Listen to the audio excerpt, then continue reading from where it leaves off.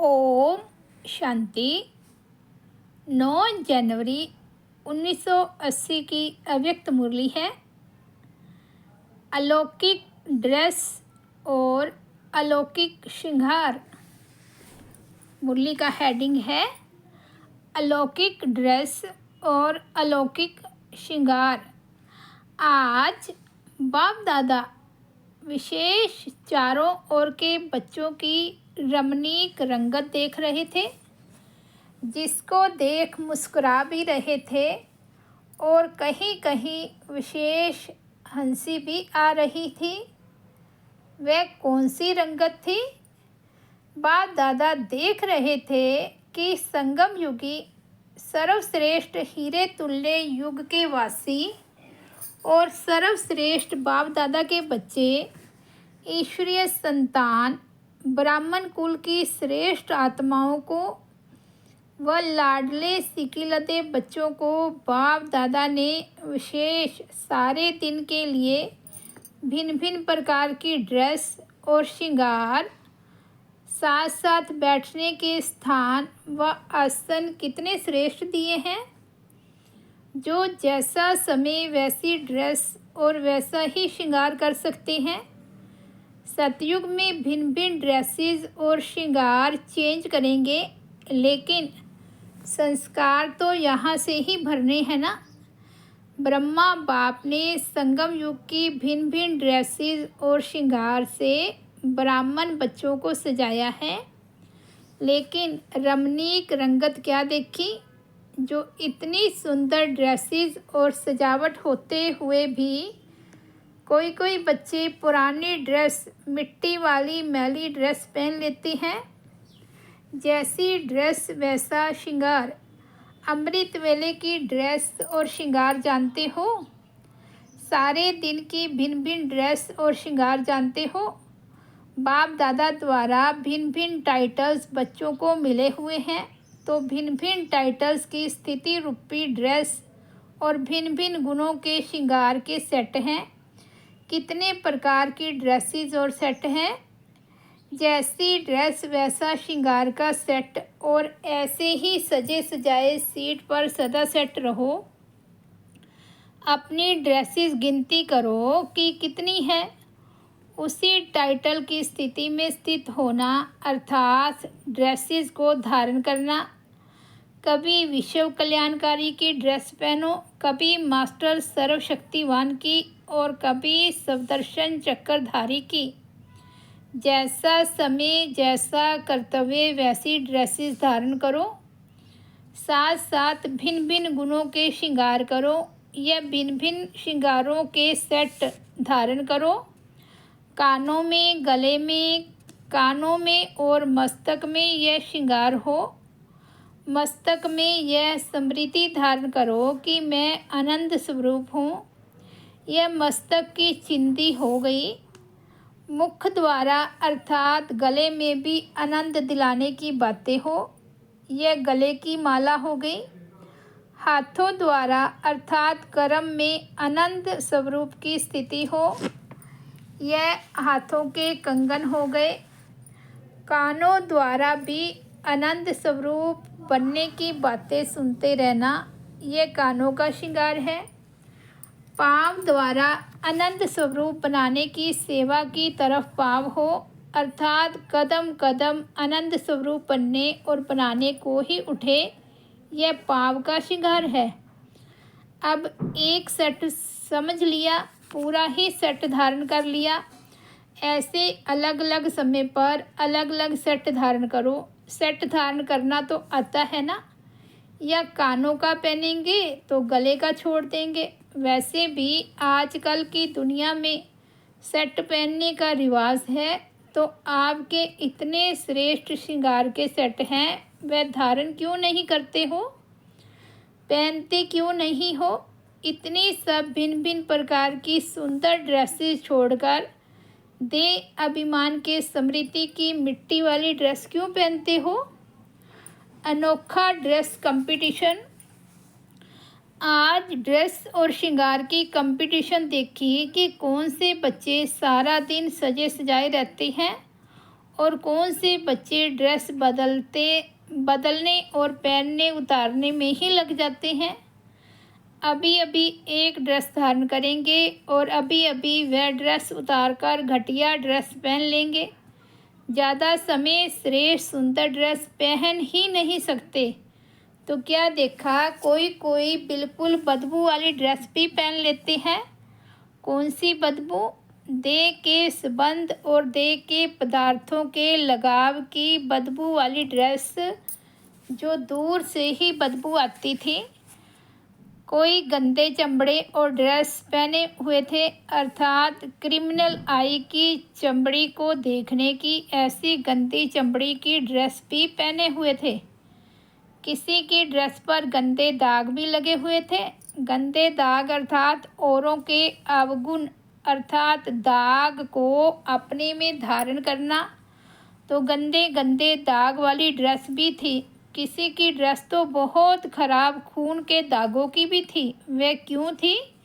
बार बार विक्रम करना अर्थात आत्मघात करना, आत्मा की श्रेष्ठ स्थिति का घात करना, ऐसी ड्रेस वाले भी थे।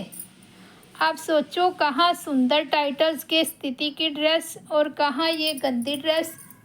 श्रेष्ठ आत्माओं की ड्रेस भी श्रेष्ठ चाहिए तो क्या देखा, कोई कोई बच्चे सारा दिन उसी श्रेष्ठ ड्रेस में श्रृंगार में के सेट धारण करके सीट पर अच्छी तरह सेट थे और कोई बढ़िया ड्रेस धारण करते हुए भी, सामने होते हुए भी, धारण करना चाहते हुए भी धारण नहीं कर सकते थे।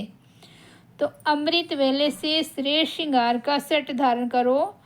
जब श्रेष्ठ टाइटल की ड्रेस पहनेंगे, गुणों का श्रृंगार धारण करेंगे, तो जैसे सतयुग में विषम महाराजा व विषम महारानी की राजाई ड्रेस के पीछे दास दासियां ड्रेस को उठाते हैं, वैसे अब मायाजीत संगम युगी स्वराज्य अधिकारियों के टाइटल्स रूपी ड्रेस में स्थित होने के समय ये 5 तत्व, ये 5 विकार आपकी ड्रेस को पीछे से उठाएंगे, अर्थात अधीन होकर चलेंगे। तख्ते को छोड़ तख्त नशीन हो जाओ। तो यह दृश्य अपना सामने लाओ कि कैसे मायाजीत के पीछे यह रावण के 10 शीश 10 सेवाधारी बन करके पीछे चलेंगे। लेकिन जब ड्रेस से टाइट होंगे और निरंतर अर्थात लंबी चौड़ी होगी, तब वह 10 सर्वेंट आपके पीछे पीछे उठाते आएंगे। आजकल के राजे रानियां भी यह चोगा बड़ा लंबा चौड़ा पहनते हैं, तो जो उठा सके। अगर निरंतर की लंबाई नहीं होगी, टाइटल्स में टाइट नहीं होंगे, तो यही सेवादारी ड्रेस उतार देंगे क्योंकि लूज होगी ना। तो आप दृढ़ संकल्प की टाइटल्स की ड्रेस को टाइट करो। दृढ़ संकल्प है बेल्ट, इससे टाइट करो तो सदा सेफ रहेंगे और सदा सेवाधारी अधीन रहेंगे। सुनाया था ना कि विकार परिवर्तन हो से योगी सेवाधारी हो जाएंगे। अभी ड्रेस पहनना आ गया, टाइट करना भी आ गया। जिस समय जो ड्रेस चाहो वह पहनो, लेकिन गंदी ड्रेस नहीं पहनना। वैरायटी ड्रेस और वैरायटी श्रृंगार का लाभ उठाओ। ब्रह्मा बाप व बाप दादा ने संगम का दहेज दिया है, लव मैरिज की है तो दहेज भी मिलेगा ना। तो दहेज में है यह वैरायटी श्रृंगार के सेट और सुंदर ड्रेस। बाप दादा का दहेज छोड़ के पुराना दहेज यूज़ नहीं करो। कई बच्चे ऐसे करते हैं जो बाप दादा का दहेज भी ज़रूर लेंगे व लिया भी है, लेकिन साथ में पुरानी ड्रेस भी छिपा कर रखी है, इसलिए कभी उसे भी धारण कर लेते हैं। जब पुराना लगाव लग जाता है तो पुरानी ड्रेस पहन लेते हैं। अमूल्य ड्रेस को छोड़ फटी टूटी ड्रेस पहन लेते हैं। तो ऐसे मत करना।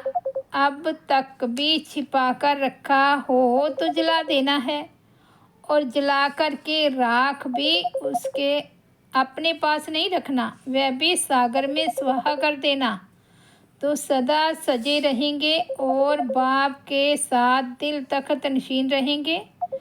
तख्त से उतरेंगे तो फांसी तख्ता आ जाएगा, कभी लोभ का कभी मोह का, तो फांसी के तख्ते को छोड़ तख्त नशीन हो जाओ। दहेज संभाला हुआ है ना, यूज़ करो। दहेज सिर्फ रख ना दो, सिर्फ देखते रहो बहुत अच्छा है बहुत अच्छा है, लेकिन धारण करो और ड्रेस कंपटीशन में फर्स्ट नंबर आ जाओ। सुनाया ना, नंबर है निरंतर के ऊपर। ड्रेस पहननी तो सभी को आती है, लेकिन ड्रेस सदा टिप टॉप रहे यह नहीं आता है। तो सदा सजे सजाए का नंबर है। कंपटीशन में फॉरेन वाले नंबर 1 लेंगे या भारत वाले लेंगे, जितना चाहे उतना ले सकते हैं। वहाँ तो प्राइज़ के ऊपर एक को ही फर्स्ट नंबर मिलता, यहाँ तो बहुतों को फर्स्ट नंबर बना सकते हैं। यहाँ अखुट खजाना है, इसलिए जितने भी फर्स्ट आएंगे उनको फर्स्ट प्राइज़ मिलती जाएगी। अच्छा, कल से क्या करेंगे? अमृत वेले से लेकर भिन्न भिन्न ड्रेस और श्रृंगार के सेट से सज धज कर सारा दिन बाप के साथ रहना। अमृत वेले से ही फर्स्ट नंबर की ड्रेस पहनना। ऐसी सजी हुई सजनियों को ही साथ ले जाएंगे, औरों को नहीं। जो कंपटीशन में फर्स्ट नंबर आएंगे वह ही साथ रहेंगे और साथ चलेंगे। जो रहेंगे नहीं वह चलेंगे भी नहीं। तो सदा यह स्लोगन याद रखो, अर्थात यह तिलक लगाना, साथ रहेंगे साथ चलेंगे। समझते हो ना कंपटीशन में कितना अच्छा लगता होगा। बाप ब्रह्मा बाप को वतन में यह दिखाते रहते हैं। बच्चों की याद तो ब्रह्मा बाप को भी रहती है, तो बच्चों का हालचाल दिखाते रहते हैं। ऐसे सदा सजी सजाई मूर्त संगम युगी श्रेष्ठ जीवन के महत्व को जानने वाली महान आत्माएं, दुश्मन को भी सेवाधारी बनाने वाले, सहयोगी बनाने वाले, ऐसे मास्टर सर्वशक्तिवान सदा बाप और आप इस विचित्र युगल रूप में रहने वाले, ऐसी परम पूज्य और गायन योग्य आत्माओं को बाप दादा का याद प्यार और नमस्ते। हम रूहानी बच्चों की रूहानी बाप दादा को याद प्यार, गुड मॉर्निंग और नमस्ते। शिव जयंती महोत्सव धूमधाम से मनाने के लिए अव्यक्त बाप दादा का विशेष प्लान। अभी सेवा के अच्छे चांस आ रहे हैं। साकार और निराकार दोनों को प्रत्यक्ष करने का समय समीप आ रहा है। इसमें क्या नवीनता करेंगे? हर फंक्शन में कोई ना कोई नवीनता तो करते हो ना, तो इस शिवरात्रि पर विशेष क्या करेंगे? जैसे पिछली बारी लाइट एंड साउंड का संकल्प रखा तो हर एक ने अपने अपने स्थान पर यथाशक्ति किया। शिवरात्रि पर जैसे गीता के भगवान को सिद्ध करने का लक्ष्य रखते हो ना, लेकिन कटाक्ष करते हो तो लोगों को समझ में नहीं आता है। इसके लिए इस बारी शिवरात्रि के दिन 2 चित्रों को विशेष सजाओ, एक निराकार शिव का, दूसरा श्री कृष्ण का। विशेष दोनों चित्रों को ऐसे सजाकर रखो जैसे किरणों का चित्र बनाते हो ना। शिव का भी किरणों वाला चित्र सजाया हुआ हो और श्री कृष्ण का भी किरणों का चित्र सजाया हुआ हो। विशेष दोनों चित्रों की आकर्षण हो। कृष्ण के चित्र की महिमा अलग और शिव की महिमा अलग। कटाक्ष नहीं करो, लेकिन दोनों के अंतर को सिद्ध करो। स्टेज का विशेष शो यह 2 चित्र हैं। जैसे कोई भी कॉन्फ्रेंस आदि करते हो तो कॉन्फ्रेंस का सिंबल सजाकर रखते हो, फिर उसका अनावरण कराते हो। ऐसे शिवरात्रि पर कोई भी वीआईपी द्वारा इन दोनों चित्रों का अनावरण कराओ और उन्हें थोड़े में पहले उसका अंतर स्पष्ट कर सुनाओ। फिर सभा में भी इसी टॉपिक पर जिस समय शिव की महिमा करो तो भाषण के साथ साथ चित्र भी रखो। भाषण करने वाले साथ साथ चित्र दिखाते जाएं। यह है तो सभी का अटेंशन जाएगा। पहले अंतर सुनाकर फिर उसको कहो, अब आप जज करो कि रचयिता कौन और रचना कौन। तो गीता का ज्ञान रचयिता ने दिया है या रचना ने। तो इस शिवरात्रि पर इन दो विशेष चित्रों का महत्व रखो। दूसरा, जैसे पिछली बार लाइट एंड साउंड की टेप में कमेंट्री पड़ी हुई थी वैसे नहीं, लेकिन प्रोग्राम के बीच में शिव बाबा का सजा हुआ लाइट का चित्र सामने लाओ और सामने रखते हुए सब लाइट बंद कर दो। उस चित्र की लाइट ही हो। फिर धीरे धीरे डायरेक्ट उस समय बाप की महिमा करते जाओ। महिमा करते उसको भी महिमा में लेते चलो। महिमा सुनाते हुए अनुभव कराओ। शांति का सागर कहो तो शांति की लहर फैल जाए।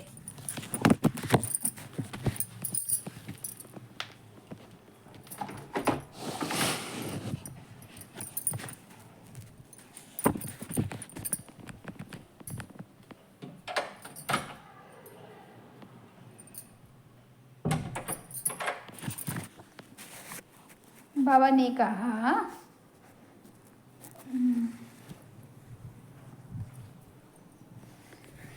कि शांति की लहर फैल जाए। जो भी गुण वर्णन करो उसकी लहर फैल जाए।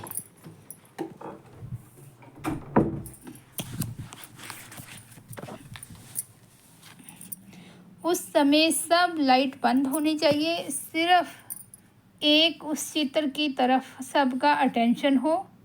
धीरे धीरे ऐसे अनुभवी मूर्त होकर महिमा करो जैसे साथ में लिए जा रहे हैं। शांति का सागर कहा तो जैसे उसी सागर में सब नहा रहे हैं ऐसा अनुभव कराओ। जैसे योग की कमेंट्री करते हो धीरे धीरे वैसे उनको लक्ष्य देकर उसी रीति से बिठाओ तो एक अटेंशन जाएगा और दूसरा अंतर का मालूम पड़ जाएगा। कट करने की ज़रूरत नहीं होगी, स्वतः ही सिद्ध हो जाएगा। तीसरा है, इस हर फंक्शन में योग शिविर के प्रोग्राम का अनाउंस ज़रूर करो। चाहे एक दिन का फंक्शन करते हो लेकिन योग शिविर में फॉर्म ज़रूर भराओ। योग शिविर के फॉर्म का विशेष टेबल बना हुआ हो जिसमें नज़दीक स्थान के लिए फॉर्म भराओ। तो जो पीछे योग शिविर करने आएंगे वह संपर्क में आ जाएंगे। योग शिविर के फॉर्म भराकर पीछे ही उनका संपर्क बनाते रहो। कोई भी प्रोग्राम करो उसमें योग शिविर को विशेष महत्व दो। फिर चौथा पॉइंट है, जो भी चांस मिलते हैं और जो भी संपर्क में आए हैं या कोई विघ्नों के कारण भगंती हो चले गए हैं उनको ऐसे मौके पर विशेष निमंत्रण दो। जो अपनी कमजोरियों के कारण पीछे रह गए हैं उनको स्नेह से आगे बढ़ाना चाहिए। ऐसे प्रोग्राम से उनमें भी जागृति आएगी, उमंग में आ जाएंगे। आगे है, सर्विसेबल बच्चों के प्रति बाप दादा के मधुर महावाक्य। सर्विसेबल बच्चों की महिमा तो बहुत महान है क्योंकि बाप समान है ना। बाप भी बच्चों की सर्विस करने आते हैं और आप भी निमित्त हो तो समानता हो गई ना। समान वाले की महिमा होती है। समान वाला ही सदा साथ रह सकता है। समान नहीं होगा तो साथ भी नहीं होगा। बाप समान अर्थात सदा सम्मान में रहने वाले। जैसे बाप अपने सम्मान को कभी भूलता है क्या? तो बाप समान अर्थात सदा सम्मान में रहने वाले ऐसे हो। सदा बाप और सेवा यह दोनों ही ऐसे स्मृति में रहते हैं जैसे शरीर की स्मृति स्वतः ही रहती है। याद करना नहीं पड़ता लेकिन स्वतः याद रहती है। ऐसे बाप की याद और सेवा भी स्वतः याद रहे। अगर आप भी मेहनत करके याद में रहो तो औरों को सहयोगी कैसे बनाएंगे। सर्विसेबल बच्चों की क्वालिफिकेशन है ही सहज योगी, स्वतः योगी। बेबी नहीं बीवी। अभी समय के प्रमाण मेहनत समाप्त होनी चाहिए। अगर अभी भी मेहनत का अनुभव हो या क्यों क्या का क्वेश्चन हो तो अपनी ड्यूटी को बजा नहीं सकते हो। क्यों क्या करना अर्थात क्यों में खड़ा होना। अगर स्वयं ही क्यों में होंगे तो औरों को तृप्त आत्मा कैसे बना सकेंगे। खुद ही लेने वाले होंगे तो दाता कैसे बनेंगे। सेवाधारी अर्थात देते जाओ और साथ में लेते जाओ। जो स्वयं ही क्यों क्या वाले हैं वे तो भिखारी के मुआफिक मांगने वाले होंगे। शक्ति देना, सहयोग देना, मैं ये कार्य कर रही हूँ, आप सफलता देना, ये अर्जी भी रॉयल भिखारीपन है। जो स्वयं भिखारियों की क्यू में होंगे वह औरों को दाता बनकर कैसे दे सकेंगे। अब बचपन ख़त्म हुआ। बचपन में सब छूट थी, रोना भी छूट, फीलिंग भी छूट, संकल्पों की भी छूट मिल गई। लेकिन अभी नहीं, अभी तो वानप्रस्थ तक पहुंच गए हो ना। बचपन की बातें वानप्रस्थ में नहीं रहती। इसमें क्यों क्या नहीं, क्यों क्या करने वाले अर्थात बेबी क्वालिटी। जो बेबी होंगे वह बीबी नहीं बनेंगे। अब तो मियाँ और बीबी का सौदा है। अभी बेबीपन ख़त्म हुआ, बाप समान बन गए तो बीबी और मियाँ बन गए। छोटे बच्चे को समान नहीं कहेंगे। जब बच्चा बड़ा बन जाता है तो बाप बन जाता है, तब समान कहा जाता है। तो अभी बेबी क्वालिटी ख़त्म। सब कुछ अपना है या कुछ अपना नहीं।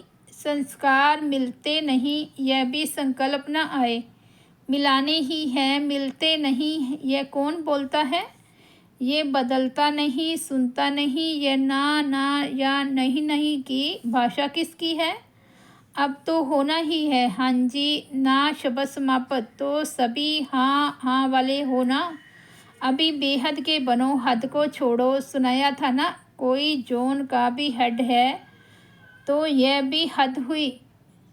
नक्शे के अंदर देखो आपका जोन क्या है, बिंदी तो हद हो गई ना। अभी फलाने स्थान के हैं यह भी नहीं, फलाने स्थान पर ही ठीक है यह भी नहीं। बेहद के मालिक बनना है या एक स्थान का, ऐसा नहीं थोड़ा सा स्थान परिवर्तन हो तो स्थिति परिवर्तन हो जाए। अभी भेजेंगे यहाँ वहाँ तैयार हो। फ़ौरन भेजें या किसी भी स्थान पर भेजें लेकिन एवर रेडी। देश में भेजें या विदेश में, जब जाना होता है तो शक्ति आपे ही मिल जाती है। तो कल से सभी को चेंज करें। अच्छा, कई बुलेटिन निकालें, फिर नहीं कहना अभी तैयार होने के लिए 1 साल और दो, सिर्फ 4 मास दो, 2 मास दो, ऐसे तो नहीं कहेंगे ना। हिम्मत है। अपना है ही क्या। अगर अपना है तो सब अपना है, नहीं तो कुछ अपना नहीं।